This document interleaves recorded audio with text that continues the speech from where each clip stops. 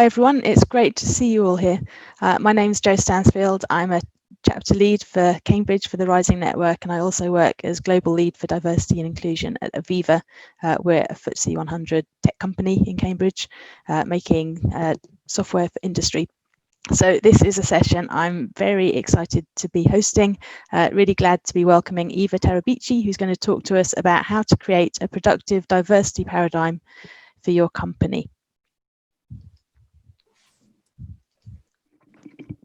So I'll say a few words. I'll let you all know a bit more about the Rising Network chapter leads and the work that we do in the Rising Network. And then I'll hand over to Eva to do the talk. And we'll have some time at the end for some Q&A. So please think of questions, enter your questions into the group chat as we go through, and I can call some out, or we can do a bit more interactive chat at the end. So jot down your questions as you think of them, and then we'll be sure that we'll have some good discussion at the end.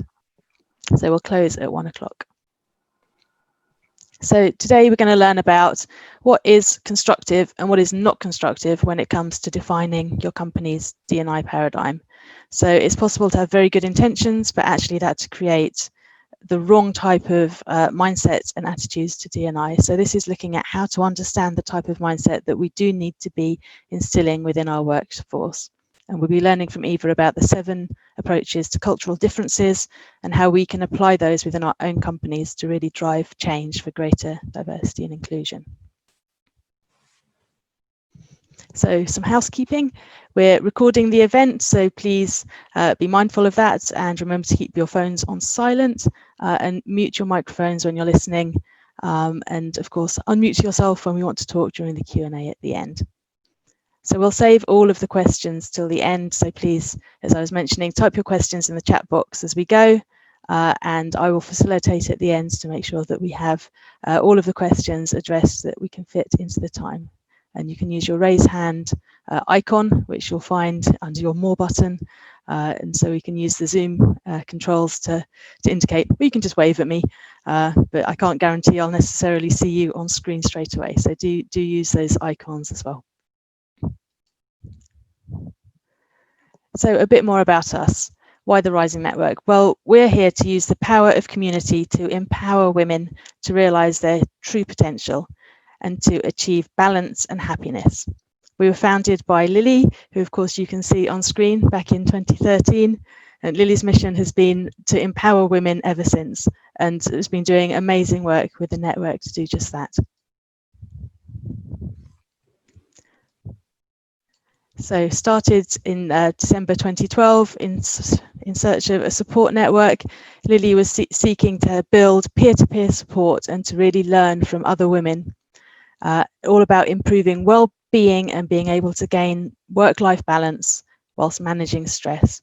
And I'm sure this is something actually that many of us really relate to, that there's so much stuff in life and we can often feel that there's demands coming from every direction. How do we keep on top of this and actually manage it and feel fulfilled, but also able to manage all of this noise that's going on and look after our well-being during that, I guess, search for fulfillment and discovery. So the Rising Network is all about actually upskilling, being able to go on that journey of self-discovery and finding our life purpose. And so we provide tools and skills training and techniques to really help connect with that through the webinars like this. And this is where Lily's journey took her to launching the Rising Network.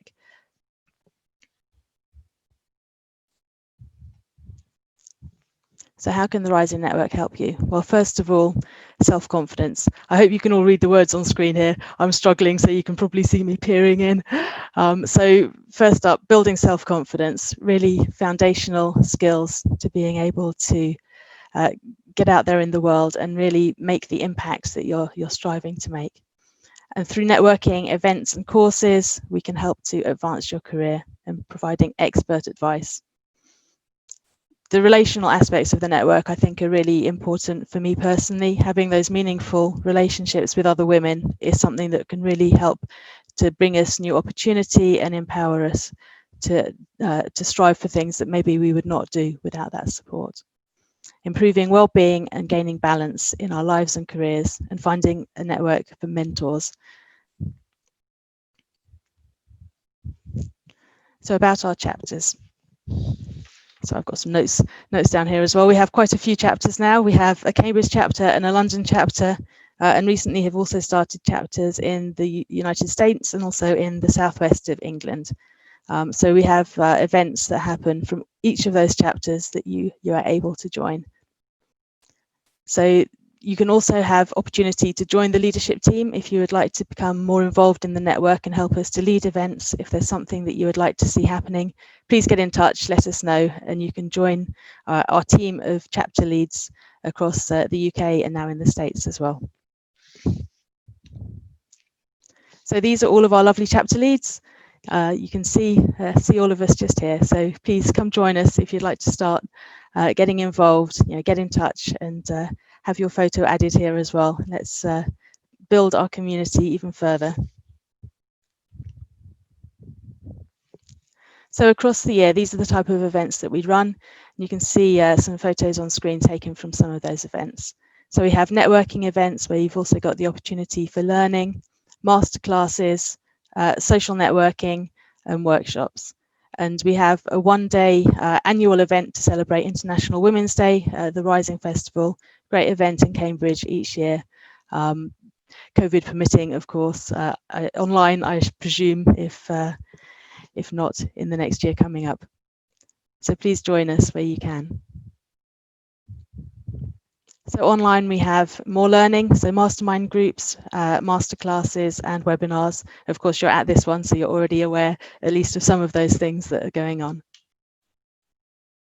So please come join us for as little as £25 a month. You can gain all of these benefits from being a part of the network. So please do consider to join. And so now I'll pass over to Eva. So welcome to Eva. She's an experienced trainer, coach, and intercultural communication expert. So I'm really looking forward to hearing from Eva about how to create this productive diversity paradigm for your company. So Eva, over to you. Thank you, Jo. Thank you so much for this amazing introduction. I'm just going to quickly introduce myself. I usually use this slide to take you a bit through what I do and what has made me become an intercultural trainer and coach and consultant.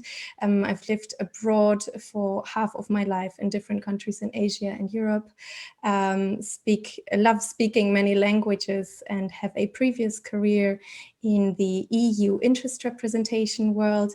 But today I'm going to deviate a bit and introduce myself more in line with today's topic, because diversity and inclusion is something that I have decided to devote a lot of time in my work to for quite personal reasons, as you will see. And I'd be happy to let you in on that a bit.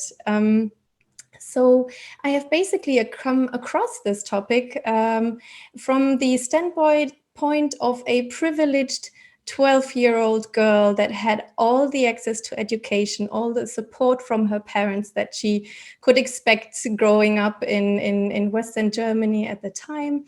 And then my to-be adopted sister joined our family, and she was already a young adult when she joined our family, but she had had such a different life that was an eye-opening moment for me, due to her darker color of skin and her gender, and growing up in a society where those attributes made her really underprivileged. She was forced into child labor. And she didn't have that right to an education as I had, or she was denied her right. She should have had it right. And so that was very eye-opening at a very early stage for me. And then I had a second eye-opening experience with a close relative of mine who has a mental disability and who had to struggle through that for his whole adult life, and who, despite that, manages to now have and hold a normal workplace. And these two very close examples that are very close in my personal life they really drive me when I work with companies on diversity and inclusion matters.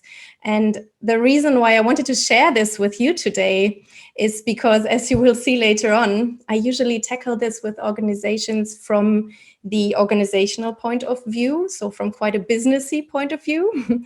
But since we're here in the Rising Network, and I feel that this is a network with very much support and very much depth, I wanted to also show you this other side, this personal drive I have to help businesses redefine their diversity paradigm. But now let's jump right in. So today, we want to look at creating a diversity and inclusion paradigm for your organization that actually works. I renamed it a bit, and I also tweaked, I'm sorry, I tweaked the agenda a bit in the last preparations for today, just because I thought that I really wanted to highlight this paradigm that is necessary for the whole diversity and inclusion policy of an organization to really work. So that's what today will be all about. Of course, only having 30 minutes or so. This is a vast topic. We could go so much more in depth, but I hope that I will give you lots of inspiration and lots of ideas to maybe reassess or redirect your D&I policy in your organization. So if we define diversity and inclusion a bit, in societies, most societies nowadays, diversity is a reality. So we've had a lot of migration. We have a lot of generations now that have now grown up in our societies of mixed heritage. We also have a broader diversity in age, for example. It is possible nowadays to really have a fast start of your career and have a lot of responsibility at quite a young age. That wasn't always the case. More and more women are in the workforce. So there is a lot of diversity in society. On an organizational level, diversity translates, I'm sorry, for me as how do we hire? Who do we get into? If we see our organization as a little society, who do we get into our little society? And inclusion is a choice. What I mean by that is not that there should be the option of not including people. What I mean with the word choice is it's how we choose to give everybody a chance to bring themselves in and to actually have equal opportunities, to which access to power do we give people, how do we deal with people, do we give them fair treatment and equal wages, and so on and so forth. So in an organization, it is how we then manage the diverse people that we have hired. So diversity is the prerequisite for inclusion, of course. Now, probably a reflex in this group will be, but well, you know, everybody has a D&I policy in place. That is a legal requirement nowadays, right? And my answer to that is yes, but does it work? So what we will see, we will look at 3 different diversity paradigms, and we will look at 2 that are still very much in place in very many organizations, as I can tell you as a consultant on this. And that don't actually work very well. They do work if you just want to cater to the legal requirements. But my advice would be to not just want to fulfill the legal requirements, because what we need is an actual mindset shift. Only then can inclusion really be successful. And we'll go into that more in detail later. So the first diversity paradigm that I want to share with you, they have been coined by Thomas and Ely in their groundbreaking article, Making Differences Matter, which is worth a read. The first paradigm is called the assimilation paradigm. And in this paradigm, if a company uses this, their mindset is, we are all the same. And that sounds beautiful at first, doesn't it? It also leads to hiring diverse employees, but we then encourage them to have uniform behavior. And that is the but. That is where this beauty of we're all the same is a bit lost. Because if you imagine the situation, you imagine a mainly male firm that has now decided, okay, it's not quite modern anymore to only be a male-dominated firm. Let's bring more women in. Let's hire more diversely in this gender aspect. The women that get hired might think, oh, wow, cool. Now I have access to this prestigious firm. Amazing. And they want me and they see my potential and I'm going to bring everything to them. And then comes the big, like the buzzer sound in some TV series, MERP. No, you can't bring yourself in fully because you are expected to adapt yourself to the predominant culture and the existing ways in this firm. So that is the problem with this paradigm. You hire more diversely, but you then don't let people bring themselves in completely. So it does result in fair hiring, but it also results in differences not being valued. Even worse, if you behave differently, you are threatening the harmony of the existing culture. So please don't, is basically the hidden message. The organizations then miss out on new ideas because all these women that suddenly were flowing into the organization couldn't really challenge any points of views that were predominant and existent. And that often results in demotivation, frustration, and underperforming of the employees because they can't be themselves. So this is clearly a diversity paradigm that it exists still quite often, but it clearly is not very helpful. It doesn't really serve its purpose. The next dysfunctional diversity paradigm is the differentiation paradigm. And what happens here is that we have the assumption that we celebrate differences. Differences are there and they are important and we can use them. So we hire diverse people and then we attribute them, because they are so different, to different niche markets or different niche departments. So if we imagine, for example, in the United States, a firm might say, okay, we've reached our limits with our customer base. We now want to serve also the Hispanic market more. So we will get employees with a Hispanic background. And they are to develop products and marketing tools for this specific market. So it results in more diverse hiring and in expanding the market. But it also really results in staff being pigeonholed. These people are hired only for that department. And even if they might be brilliant in other places in the firm, they don't have access to them. They have no influence on big decisions in mainstream work.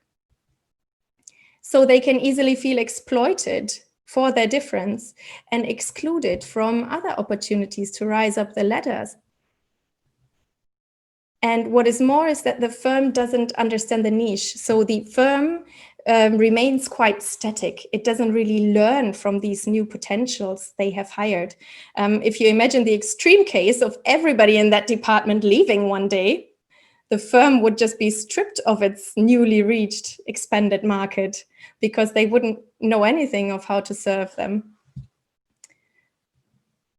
So in short, these two paradigms, yes, they lead to diversity, even if honestly they are limited. For example, if we take that second example, the diversity will be limited to wherever that firm wants to go and not more. They certainly don't lead to inclusion. And if we go back into the difference of diversity and inclusion again, then I really like this quote, because diversity is being invited to the party. And I think in most countries, we have legal requirements that require firms to invite people to the party. But inclusion is being asked to dance. And if we think from a company's point of view, actually, why do we hire people? Why do we invest in them? Why do we make complicated hiring procedures to choose the right person? It's because we want them to dance, right? We want them to bring their everything to the firm. And if we don't have a proper inclusion in place, that just can't happen. So for the second half of my talk, let's focus on something much more positive, which Thomas and Ely coined the integration diversity paradigm. Here we have the assumption that, yes, we see everybody as equal, but we also value our cultural differences. And I really like the wording here. I like the value, because that already shows that our differences bring added value to our companies. So what do we do if we want to reach this? It's a bit more complicated than just hiring diversely, of course. So we want to promote equal opportunities, and that, I mean, on all levels, meaning in hiring, but also in support measures like training or mentoring schemes, and in the possibility of rising upwards or to any side that is interesting to any employee. We also need to encourage open discussion of cultural backgrounds. So often when companies start to diversify, or also societies start to diversify, there are a lot of stereotypes on the one hand and a lot of taboos to speak about these stereotypes on the other hand. And we need to get rid of that. We need to have the courage and to encourage our employees and to accompany them in this discussion of the different cultural backgrounds. As an intercultural trainer, trust me, I do a lot of this.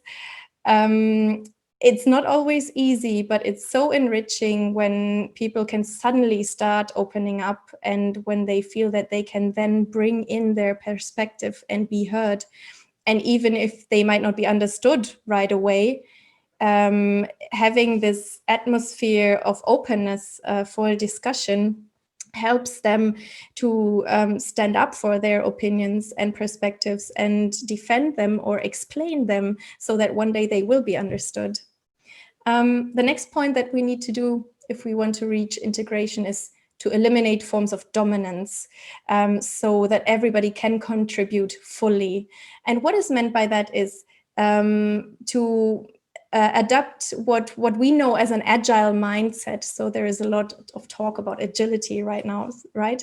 And what that means is that we challenge hierarchies, and that we avoid over departmentalization and siloing, and we challenge any kind of established roles, including gender roles, for example. And then the last point is we show our full commitment, and we can't just do that superficially. This is really important. So just saying, okay, we want more inclusion and we want an integration paradigm, and being very enthusiastic about that, that's already nice, but it's not enough. Showing full commitment means that right from the start, if you want to go down this path and create a strategy like this, you need to acknowledge in front of everybody in your organization that this might not be easy, that this won't come overnight, and that there may be ups and downs.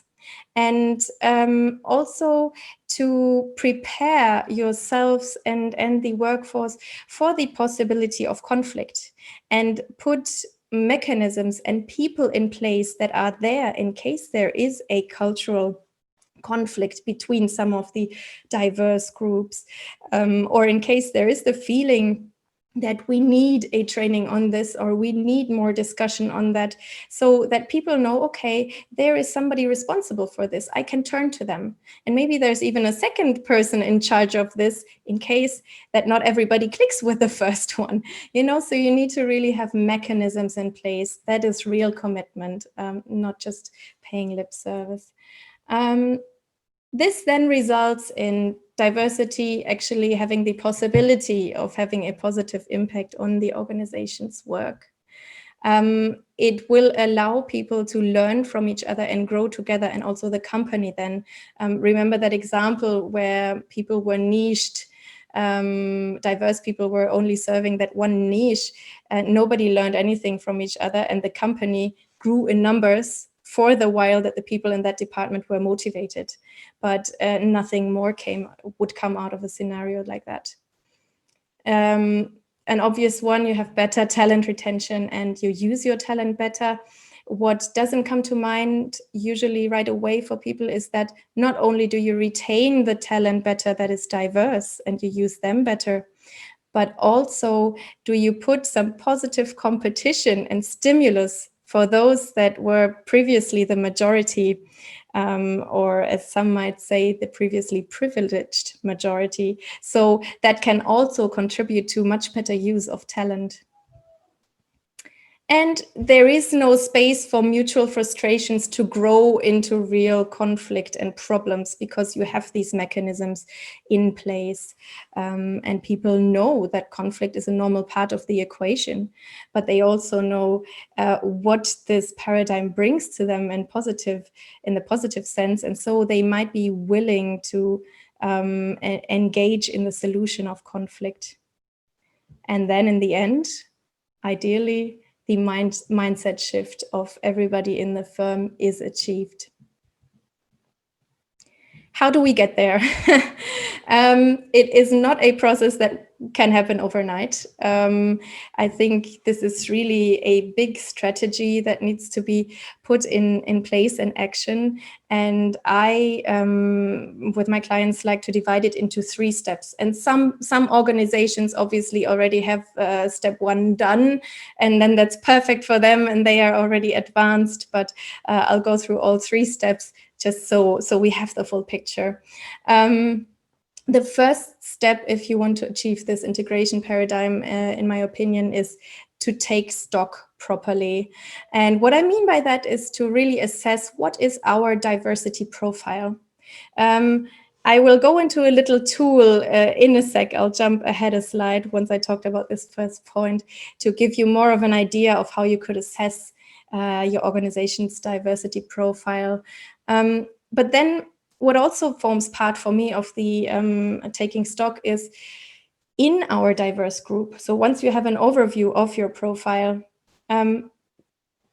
ask yourselves 3 questions. These will really help you later on to do points 2 and 3. The first question is, what special efforts do these people in this group make or have they made in order to be here and work? So if you think, for example, of first-generation academics that may have a different social background to third-generation academics, just think of the effort they have made to be here and deliver the same work. Or if you think of parents, just think about the struggle it is every morning to bring these crying children to nursery and school in the traffic jam before they can actually be at work. That would be one question to answer. The second question to answer would be, what are their specific needs? So in your different diverse groups, you may have needs that everybody has. Everybody wants a salary, everybody wants job security, and so on. But then some groups may have special needs. I think the COVID pandemic made it quite clear, for example, that parents want to deliver their work, want to continue to work in a lockdown situation, but may have very different needs. Or people from different social backgrounds may have different possibility of doing work from home due to the number of rooms and people they have in a house in a lockdown situation. So what are everybody's needs? And then third question, which special value do they add that the other groups don't? And I know that it might not be easy to just sit down alone at your desk and answer all of these questions. I think nobody has the answer to all of them right away in their head, but they are really worth exploring, and we'll see why. I will jump ahead now just to give you this overview of all the different aspects that can contribute to a diverse workforce. So here is a tool that I like to use with my clients to take stock of diversity. It's been developed by Garden, Wards, and Rauer. It's called the 4 layers of diversity. The 4 layers are in the different colors. And you don't have to do this now in your head. It's really something I wanted to give you to take back, so that you can actually sit down and have something in your hand that shows you all the different aspects that make up diversity. And you will see that the more inside you are, so the personality and the internal dimension, most of the time people don't choose these. So, for example, my adopted sister certainly did not choose her race and her gender. My other relative certainly did not choose his physical, or in that case, mental ability. And the more you go outside, the more the freer it gets for people, the more choice they have in these things. But nevertheless, for example, I realized that I have a lot less access to certain work opportunities ever since I became a mom. So that was a choice, but it's still one of the dimensions that that is to be included in the thought process when you single out your groups of your diverse workforce. I won't go into more detail of this now, because I don't want to overstretch the presentation, but feel free to contact me on this one, or to ask questions later. So I go back. The second step in the process of getting to the integration policy or paradigm for you, D&I policy, is redefining and then communicating your diversity and inclusion mission. So first you need to define what you want, right? Do you need to diversify more, or do you need to improve inclusion? Or do you need more general buy-in for the diversity and inclusion mission and idea itself? What is the carrying thought that will drive your staff to carry on this mission? So those are questions I would encourage you to ask yourselves when you want to redefine this mission. And that will also give you a hint into which direction you need to communicate with your staff. And you also need to already have a broad plan of step number 3 before you do the communication of step number 2, which is you need to know which kind of tailor-made action do you need to take in order to put this mission, to make this mission grow and blossom. And if you already have this broad idea, you can communicate the mission much better, of course. So I'll now go into point 3, taking tailor-made action. Why is there an exclamation mark behind tailor-made? That is because I wanted to highlight again the point, the importance of not buying or investing in just general solutions for your teams. I see this happening all the time. As a trainer, I get asked a lot, oh, can you do an anti-bias training? Can you do an intercultural training? And I love doing these, and I think they are brilliant. Otherwise, I wouldn't do them. But what can sometimes happen is that they are not the right tool for that audience, and that they might need something else first.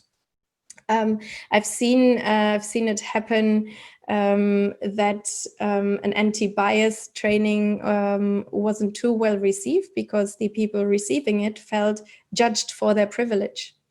And so in that case, it would have been better to first do a first workshop where we convince everybody of the benefits of a proper diversity and inclusion policy and proper training on that, and then that would have had carried much more fruit. So tailor-made action is really important in order to not have eye rolling and frustrations in the audience, in the staff. A few examples would be, well, I just mentioned that if there is no buy-in at all, first highlight the benefits of diversity and inclusion.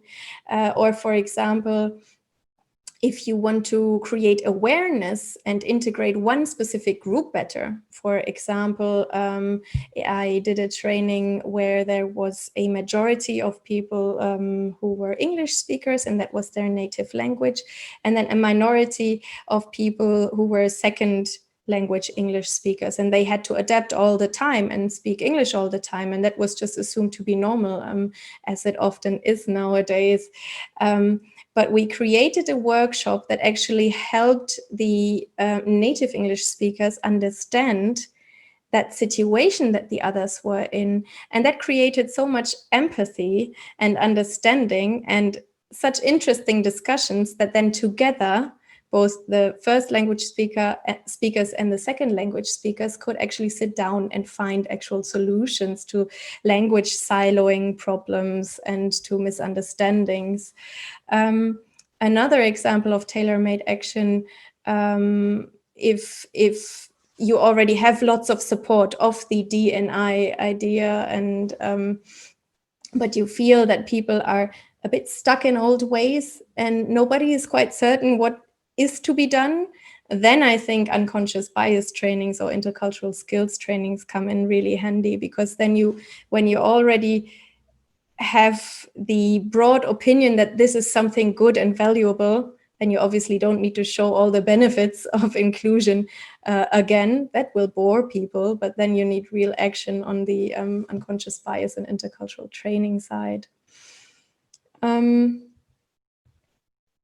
Now, this probably sounds like a lot and quite much. And like I said, it doesn't grow overnight. So it really is, it is a strategy to put in place and a whole process. So a valid question would be, do we really need this? Sounds nice, but do we really need this? And my answer is yes. And I'm gonna give you the arguments for this.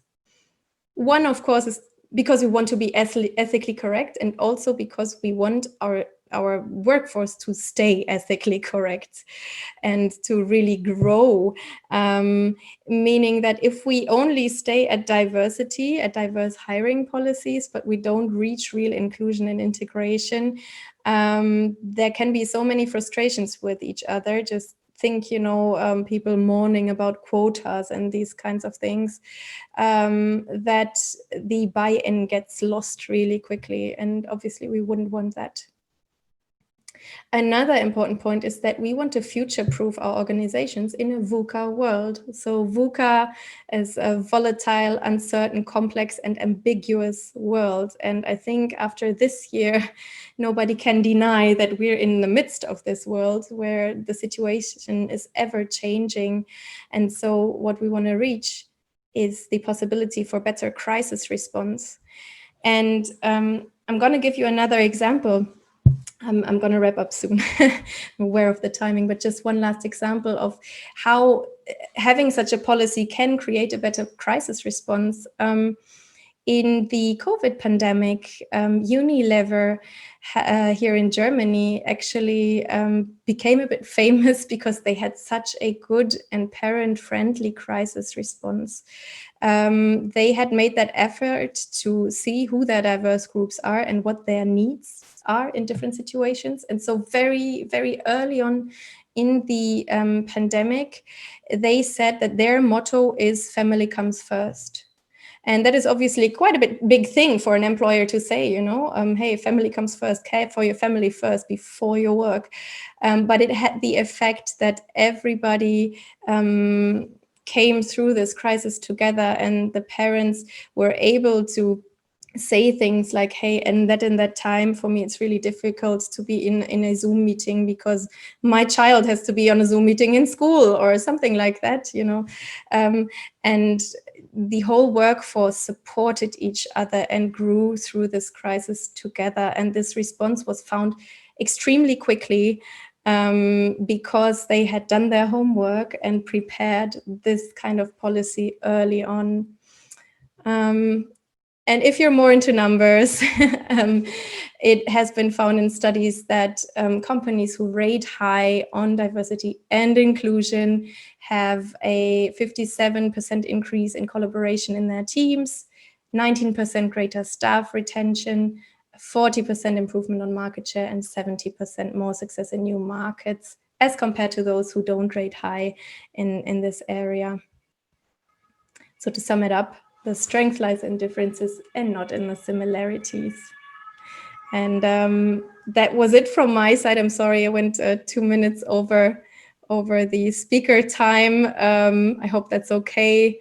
And I now hand back to Jo for the questions and answers. Thank you so much for that, Eva. That was absolutely fantastic and absolutely full of insights. Thank you. So we've got one question already from Anna. Before I read the question, everybody please type your questions into the chat box, or you can use the raise hand icon in the reactions button for Zoom so that I'll know to come to you next. Or you can just, do this, try and see you all if you have your cameras on. Yes. Okay. So first question from Anna, who asks, can you source the stats, Eva? Where the last come from? The last numbers. Yes, I can. I am quite surprised at myself that I actually took that out, because I always love citing my sources. I think it's UK Trade and Invest. But if you're okay, I would check that again and send that to you. If that's fine with you. Yep. Well, I have a question that I'd like to ask you, Eva. Yes. I really actually appreciated the 3 types of diversity paradigm that you started with. And I think the one that I have most experience is in organizations that assume assimilation. And you get diverse people, ta-da, actually magically you're going to have an inclusive culture and everything will fix itself. And I think there's quite a underlying assumption that people have that if you just add together lots of people, the culture is a resultant, like it's just like a simple addition. But of course it isn't actually that. Have you got any advice for organizations in that kind of a mindset, how to bring about that change to integration and to actually see the value and the need to do something a bit differently than just hiring a different bunch of people? Yeah, so my easy advice would be do the 3 steps. Really shift your mindset. But of course, it's not always that easy. I know that very well. When I get called in, usually there is a person or maybe 2 people that are already very enthusiastic of moving away. Sometimes they're not aware why things are clashing. And so a first step is to, that's why I like to go through these paradigms, because sometimes people have this effect of, oh yeah, that's me. The first step is to really, sorry. I was distracted by the chat. We'll get to that. First step is to really create that awareness and bring those that are decision makers on board. That's the very basis, because it is a bit of work and input to get from the assimilation paradigm to the integration paradigm. As I said, I don't like to lie to people. There is effort to be made. So if I would realize, if I were in such a firm and I realize, okay, 2 people are enthusiastic and the rest of the decision makers couldn't care less because they are fulfilling the legal requirements, and that's basically it, I would make a big effort on those numbers that Anna asked about, and a big effort on really creating maybe even a half-day meeting or so around what is the benefit of inclusion and where are we going, because we're going with our heads into a wall if we don't change this, because the assimilation paradigm is a really dangerous one to be stuck in.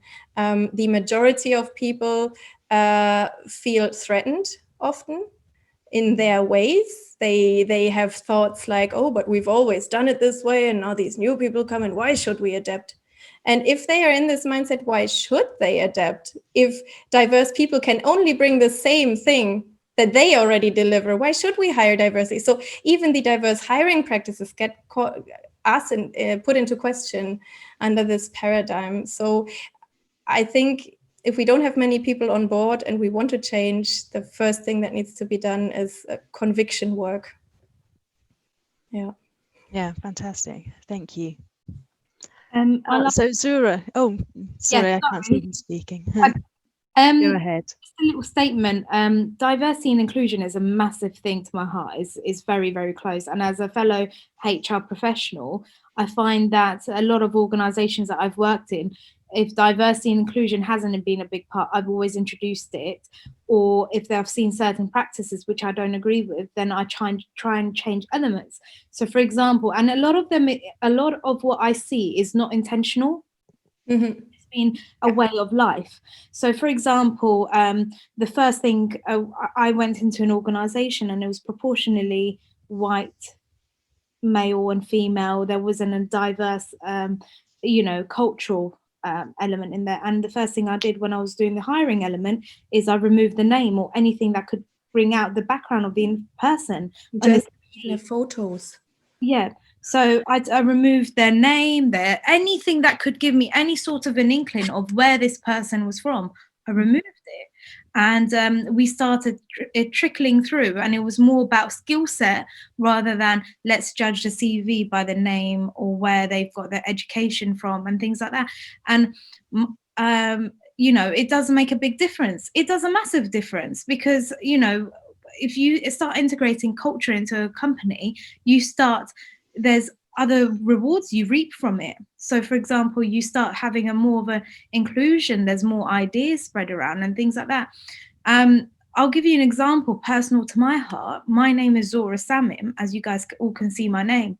But if I change my first name Zora into my first name, which is Rita, I get more approached. I get more feedback from CVs, more feedback from application forms, and it really hurts my soul.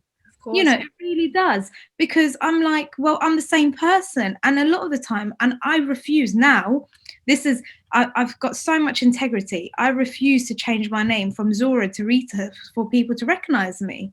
Because when they go Rita Samim, they're looking for a tall, blonde, blue-eyed lady. And here's me getting up and they're like, hang on a second, are you the same person? Or when they see my passport, they're like, we didn't know your name was Rita. You get a lot of misjudgments and misunderstandings, and it still goes on to this day. It really does. So what you're doing is fantastic. I've got to say, it's absolutely amazing. But it's still there subconsciously. It is still there, and it really is painful to watch and see, and it's painful to be part of that vicious cycle. I'll give you an example. I've been married 8 years now.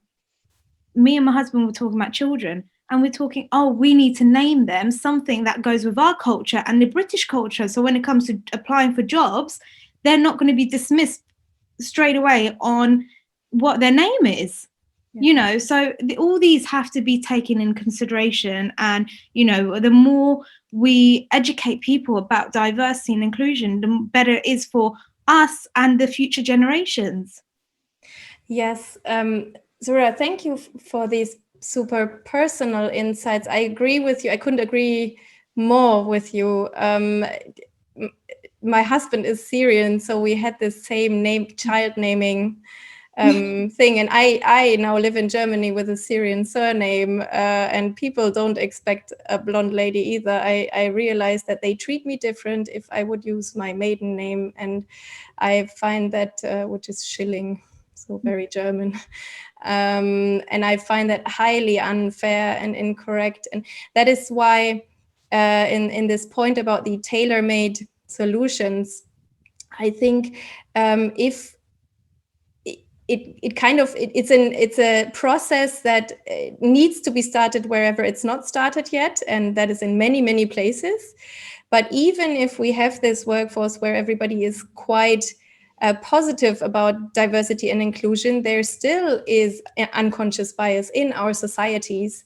And there are still power structures in our societies that are deeply shocking if you live through them or if you experience them.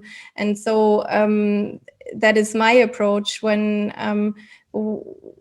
professionals like me get called in. I think that's what we should do, is to sit down and see, okay, where's this place at and how can we move it further along the line, knowing that this training has to go on for quite a while, so that we can get deeper and deeper and deeper in the inclusion process. And I hope I will one day see a world where there are organizations that have gone so far that they are actually really inclusive. I think in most cases we're quite far away from it still. Yeah, I agree. Thank you. Can we move to Brooke now? I see Brooke has a question.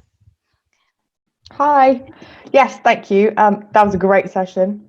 Zara, I'm sorry for your situation, but unfortunately I've worked in a world where I've also had to deal with that from a candidate perspective when working with them, and I'm proud to say that I have put my foot down and refused to work with a client because of the way that they dealt with inclusion and diversity, and I think they were quite shocked.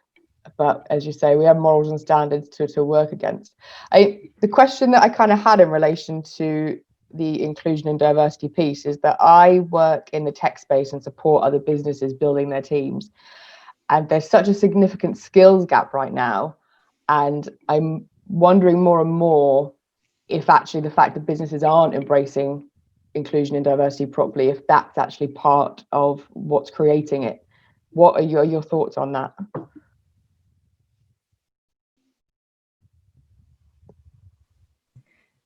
I'm so sorry. I didn't really get that last part of the question. Sorry. It was to have your thoughts on if the skills gap that we're seeing, especially in technology, which is the sector I work in, is actually being, it's hard to put it into a sentence, is being impacted more because companies aren't embracing inclusion and diversity in their hiring. So for example, as you said, they keep hiring in these silos of this is what this person should look like and be like, and the university they've been from and the experience that they have, that actually a big challenge that I have is trying to get companies to think outside the box.